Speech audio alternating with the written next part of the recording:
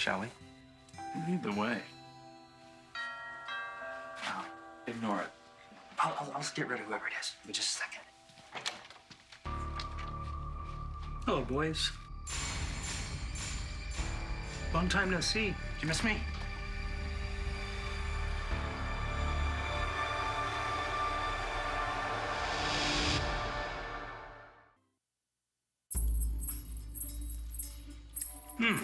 I am so sorry I couldn't make it in time for Thanksgiving dinner. You're... Alive. Yeah, feels great. This is fantastic. A little heavy on the allspice for me, but still bloody fantastic. What are you doing here? I guess you've already done the wishbone, yeah? Because I know exactly what I would wish for. Wait, what the hell is going on? Well, I was kind of hoping you would ask what I was thankful for, it being the holiday and all. I won't bore you with my list, but I will say I am very thankful to be amongst the living. You both look like you've seen a ghost. Oh, that's right, you have. Let's see. The last time the three of us were together, in this very room, you murdered me.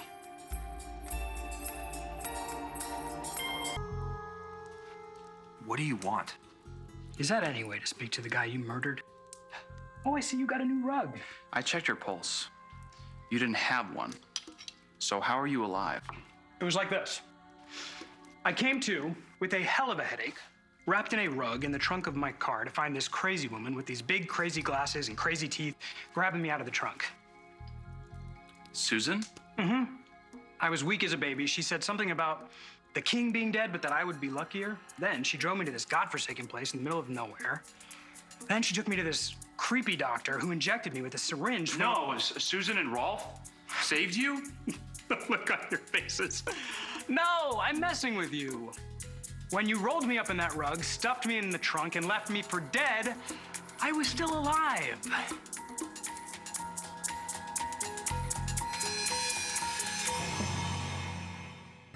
How would you know about Susan and Rolf if what you told us was a lie? Because I told him. Pillow talk? Hardly. Sonny loved you. I'm sorry, loves you so much.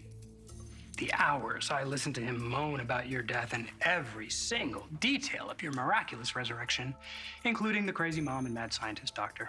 Followed up by how you dumped his ass for Paul. Is there any whipped cream? I checked your pulse.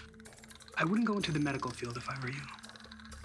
Despite Sonny's best effort, and you gave it everything you had, I was just unconscious. It was an accident, and you know it. Then why didn't you call the police? Why did you try to get rid of my body?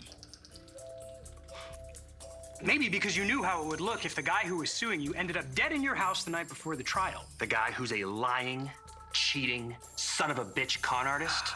Words hurt. Here's one question. If you were alive all this time, where the hell have you been?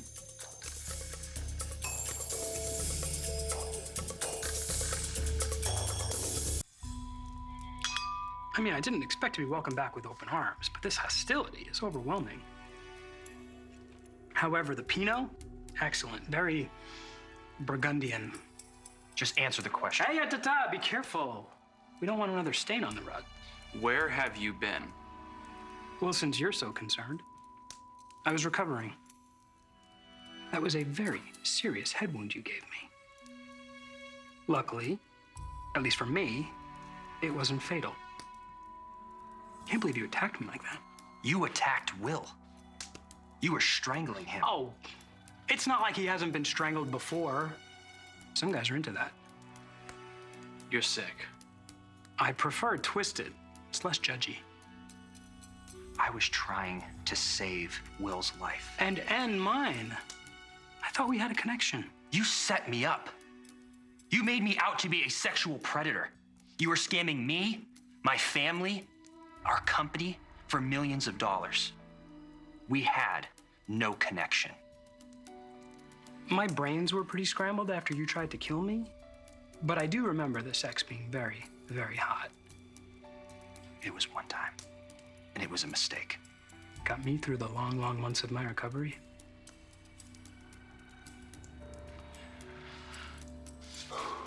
So you just got back into town. Oh, no. I've been here for a while. Then why did you wait so long to come see us? Because it's been so fun watching it play out. So you've been spying on us? No, watching. From a distance, but close enough to have a very good seat. And I saw how hard you two worked to do the right thing with Paul. So admirable. You did your best to be good, but we all know what bad boys you both can be. While you were busy with your little love triangle, I was right there in the shadows watching it all play out. Oh, I almost forgot Will. Props on getting your memory back. You bastard. Will you give me a little credit for having some real feelings? I thought it was beyond heartbreaking that just as you and Sonny were about to get back together, Paul was the one to take the fall. From a 3-story window. Of course you would enjoy someone else's tragedy. I was impressed. The way you tried to do the far better thing, sacrificing your love for Paul's happiness. But Paul apparently didn't want Will's sympathy, so he dumped you, freeing you up to be reunited with Sonny at long last.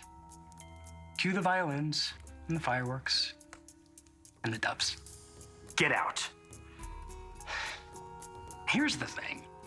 The pitcher may be gone, but life has thrown you two another curveball. For the last time, what do you want? You keep asking that. Where is the gratitude? Aren't you even the tiniest bit grateful?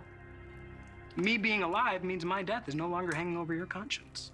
Or yours. And I'm starting to wish that you were dead all over again. There's a thought. Nobody knows I'm here. If I'm such a threat to your little happily ever after, why don't you kill me all over again? Get rid of me for good.